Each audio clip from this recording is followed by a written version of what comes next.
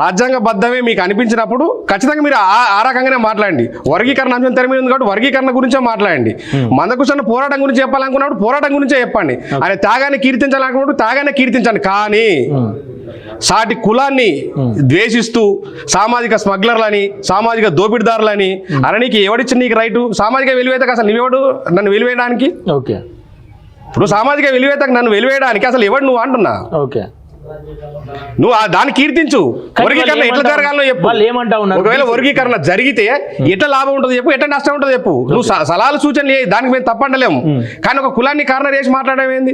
Okay, వాళ్ళు clear గా అంటే మీరు విఠల్ పైన దాడి చేసే ప్రయత్నం చేసిన మాటలు దాడి చేస్తా ఉన్నారు.